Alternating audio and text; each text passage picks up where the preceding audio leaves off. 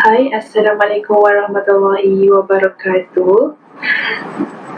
Kami daripada kumpulan A akan membentangkan tentang tamadun dan peradaban. Dan ini adalah agenda Laureate mengandungi 5 topik. Topik yang pertama adalah latar belakang masyarakat Malaysia. Topik yang kedua, social complexity. Topik yang ketiga, teori pilihan rasional. Topik keempat, rasisme di Malaysia. Dan topik terakhir adalah kesimpulan. So, saya akan memperkenalkan our team members. Yang pertama adalah Encik Muhammad Anwar bin Muhammad Noor, UFA 2000170. Seterusnya, Encik Amirul Ashraf bin Nasaruddin, UFC 20032.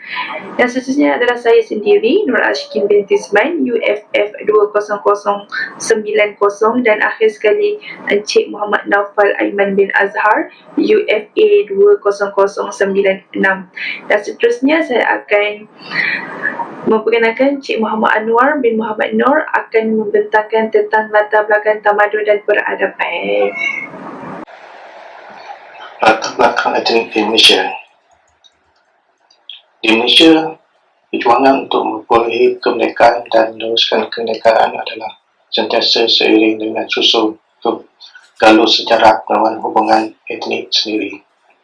Dalam kebahagiaan etnik dan budaya itu, Malaysia sekali secara berharap-harap langkah untuk merealisasikan hasrat membangun negara daripada berada dalam kedudukan negara mundur kepada negara membangun dalam masa yang singkat.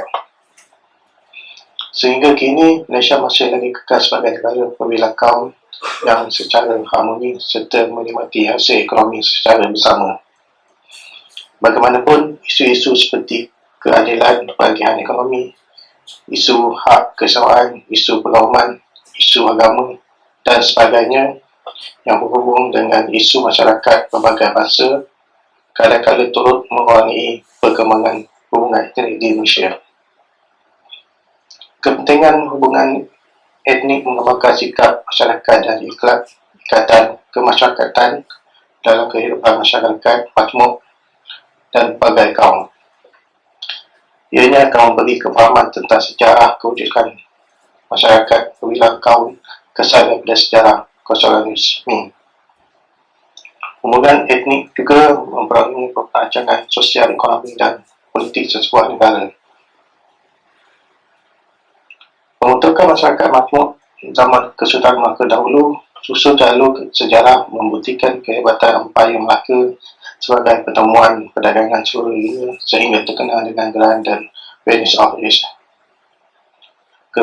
Kehebatan zaman ini dalam dilihat daripada aspek pemerintahan, perdagangan, kependudukan dan kebudayaan. Dari segi pemerintah, Melaka adalah sebuah kerajaan bersistem yang menggunakan hukum kanun Melaka dan undang-undang laut sebagai asas undang-undang dan peraturan dalam pemerintah. Pemerintahan dijalankan secara demokrasi dan terbuka. Pelantikan pegawai istana bukan sahaja terdiri daripada kalangan rakyat tempatan, tetapi juga orang India juga diberi jawatan dalam pemerintah. Sistem undang-undang Laut Melaka telah melancarkan urusan pentadbiran pelabuhan serta kawalan jenayah laut seperti ancaman perompak dan larangan. Sistem pentadbiran cekap dan bersistem ini telah mewujudkan kemajuan dan perkembangan ekonomi dan politik serta perhubungan antarabangsa ketika itu. Di zaman Sultan Melaka, Melayu Melaka merupakan zaman politik dan lambang pertemuan masyarakat berbagai etnik. Kerana limpahan kemampuan telah menggalakkan proses penyelesaian menjadi tanpa paksaan antara mana-mana pihak. Keadaan ini juga menggalakkan kedatangan pedagang daripada Arab, India serta rantau Nusantara secara tidak langsung menggalakkan proses eliminasi dan akumulasi dengan pendudukan tempatan, akhirnya membawa kepada kewujudan masyarakat baru seperti masyarakat Babanonya, Melayu keturunan Arab dan Melayu keturunan India. Kemajuan perdagangan juga menjadikan Melaka sebagai kota metropolitan dan kota mati budaya. Pembentukan majmuk era kolonial British abad ke-15 telah berlaku satu perubahan penting dalam teori ilmu barat. Pendapatan ilmu beberapa abad sebelumnya telah membawa pemisah besar antara agama dan sains moden. Secara perlahan, perubahan ini telah menyebabkan agama dilihat sebagai candu atau faktor yang memperlahankan kemajuan. Pada abad ke-18, perbincangan menjadi lebih cenderung kepada ilmu sains dan falsafah. Sebelum tahun 1848, hampir semua penduduk tanah Melayu terdiri dari orang Melayu. Perkembangan perusahaan biji timah mula tengah abad ke-19 dan perusahaan getah mula awal tahun ke-20 telah mengakibatkan perjalanan orang Cina dan India secara besaran ke tanah Melayu. Menjelang tahun 1931, jumlah penduduk bukan Melayu adalah melebihi jumlah penduduk Melayu.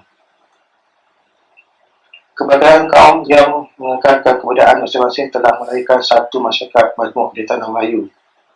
Setiap kaum mempunyai agama, bangsa, cara hidup yang berlainan. Secara umumnya pada waktu itu, komuniti etnik pelbagai kaum seperti Melayu, Cina dan India hidup secara harmoni dan rukun, serta faktor persamaan bukanlah isu satu perhubungan. Bagaimanapun, dasar pecah perintah oleh Britain menyebabkan wujud pemisah penguasaan ekonomi. Hubungan kait antara ekonomi dan institusi. Selepas mencapai kemerdekaan pada tahun 1957, kerajaan telah menggiatkan usaha untuk mengatasi masalah sosial ekonomi berbagai kaum. Beberapa rancangan pembangunan ekonomi digunakan seperti rancangan Pra Merdeka antara tahun 1950 sehingga 1955, seperti rancangan Persekutuan Tanah Melayu pertama. Rancangan selepas merdeka antara tahun 1961 sehingga 1965 seperti rancangan Persekutuan Tanah Melayu kedua dan sebagian daripada rancangan Malaysia pertama. Perancangan dalam era dasar ekonomi baru. Dasar-dasar pembangunan negara. Dalam proses pembangunan negara, peristiwa 13 Mei 1969 telah menjadi petunjuk penting kepada kerajaan tentang ketidakstabilan pendapatan ekonomi setiap kaum sehingga mendorong kepada pengemaskinian dasar-dasar negara pada tahun-tahun berikutnya. Lain daripada peristiwa 13 Mei 1969 ialah rancangan Malaysia kedua daripada 1971 hingga 1975, dasar-dasar ekonomi baru DEB bagi membetulkan keseimbangan ekonomi yang wujud antara kaum dan wilayah bagi mencapai perpaduan negara. Rancangan Malaysia kedua merupakan rancangan yang menitik beratkan usaha untuk menyelesaikan masalah perbezaan ekonomi antara sektor dan etnik pada ketika itu. Rancangan Malaysia ketiga 1997 hingga 1980 merupakan rancangan pembangunan menunjukkan dasar industri dijangka pada tahun MRK kedua. RMK keempat pada tahun 1981 sehingga 1985, RMK kelima pada tahun 1986 sehingga 1990 dan RMK ke-6 pada tahun 1991 sehingga 1995 merupakan rancangan pembangunan menitik beratkan industri yang berdasarkan teknologi lebih maju yang membenarkan juga dasar persuasaan. Rancangan Malaysia ke-7 dan ke-8 pada tahun 1995 sehingga tahun 2005 pula memberi perhatian kepada industri berdasarkan K-ekonomi. Rancangan Malaysia ke-9 pada tahun 2006 hingga 2010 memberi tumpuan pada ekonomi turut dipentingkan juga persoalan modal insan dalam kerangka meneliti kualiti insan dalam konteks negara Malaysia seluruhnya. Dasar-dasar awam lain adalah seperti yang berkaitan dengan tujuan memajukan sektor pertanian dan menghapuskan kemiskinan di luar bandar dengan mewujudkan agensi-agensi seperti PEDA, Lembaga Penyatuan dan Pemilihan Tanah Negara, FEKRA dan Majlis Amanah Rakyat MARA. Apa yang jelas, dasar-dasar awam yang digubah merupakan juga usaha pihak kerajaan yang bersifatkan tahun-tahun untuk menekan apa yang sudah dirancang dalam rancangan pembangunan negara.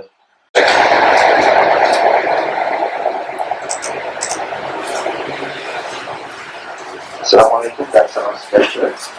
Nama saya Amirul Ashrafin Nasarudin, ISC 2003 akan meneruskan pemberitaan hari ini dengan tajuk Social Complexity. Jadi, apakah Social Complexity?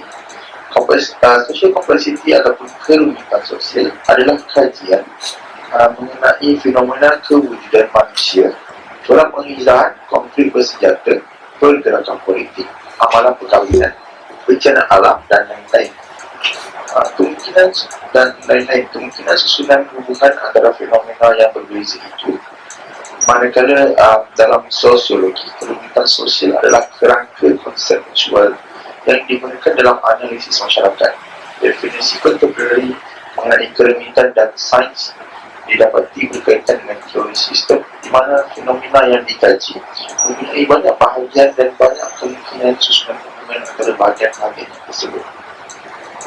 Seterusnya kita melihat pada faktor pembentukan peradaban. Itu faktor yang pertama adalah perpatuan sosial organik, yang mana mereka saling bergantung, yang timbul daripada pembahagian burung produktif. Faktor yang kedua adalah tidak mempunyai pemerintahan yang terpusat dalam pentadbiran, percikaian dan penguasaan. Faktor yang ketiga adalah gaya hidup komuniti dan kumpulan bersuku kepada negara. Dan faktor yang keempat adalah tamadun yang terbentuk menjadi masyarakat yang lebih kompleks dan mewujudkan urbanisasi dalam sesebuah negara. Seterusnya adalah teori pilihan rasional. Untuk pengenalan teori pilihan rasional adalah satu mekanisme untuk mengupas dan menganalisis hubungan teknik yang lebih mendalam. TPR juga meneliti aspek realiti sosial dengan cara melihat pilihan individu atau dalam bentuk perkumpulan. Dalam perkhidmatan awam bagi melihat berkaitan antara ekonomi dan juga politiknya. Unsur-unsur yang dikaitkan dengan TPR adalah salah satunya adalah unsur manusia, yang mana mempunyai tujuan dan juga tindakan atau usaha untuk mencapai sesuatu tujuan adalah ditentukan oleh nilai dan pilihan di mana manusia memainkan peran utama dalam unsur TPR. Sumber daya yang kedua adalah sumber daya, mempunyai tarikan untuk manusia tersebut dan mewujudkan satu interaksi yang mana kedua-dua unsur ini mempunyai tujuan untuk memaksimalkan kepentingan. Jadi untuk presentation yang seterusnya saya akan serahkan kepada rakan saya. Sekian, terima kasih.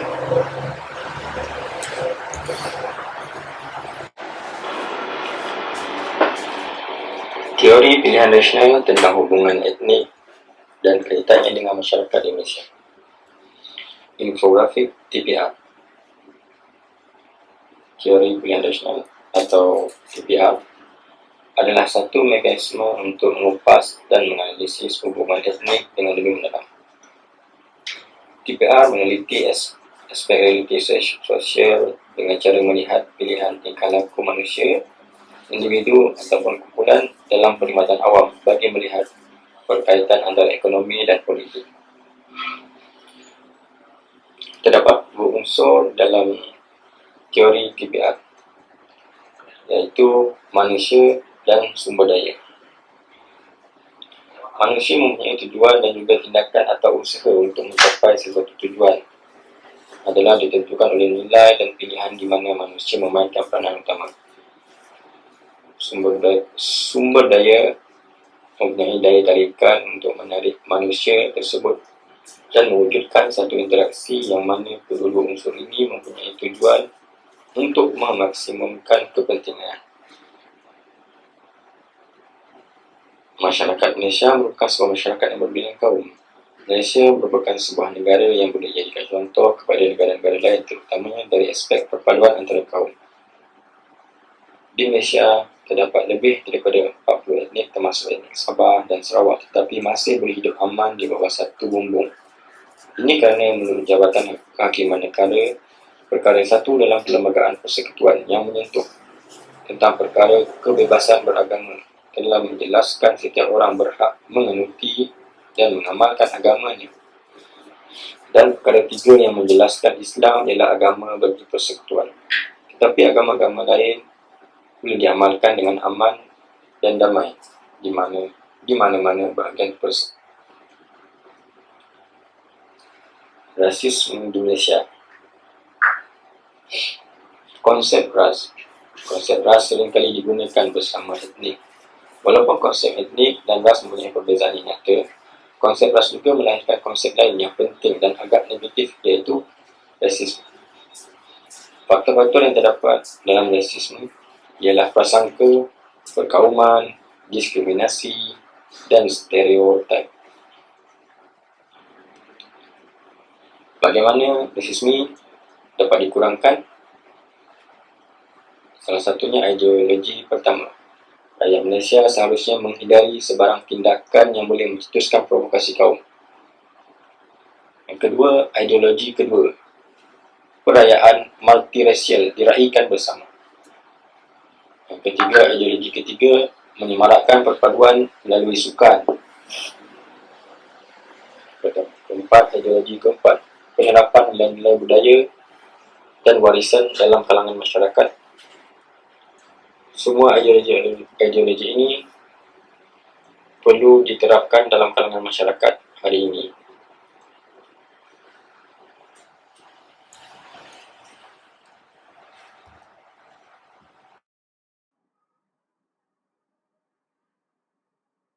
Okey, ini adalah topik yang terakhir, iaitu bab kesimpulan dalam semua bab ini. Masyarakat Malaysia ialah negara yang boleh dikatakan berjaya menguruskan kepelbagaian etnik. So, Malaysia di tangga ke-19 dunia. Kunci kepada kejayaan Malaysia dalam perkara ini adalah implementasi dalam aspek perpaduan dan dalam kepelbagaian dan juga kesepaduan dalam kepelbagaian. So, untuk kesepaduan sosial boleh wujud dan bertambah, terutama jika terdapat usaha sedar berpunca daripada tindakan autoriti dan top-down yang dapat melengkapkan dan menjamin kelangsungannya dan meningkatkan daya ketahanan dalam sesebuah masyarakat majmuk. So, sekian, terima kasih daripada ahli kumpulan kami yang telah membentangkan tentang tajuk perpaduan tamadun dan peradaban daripada kumpulan kami. Terima kasih.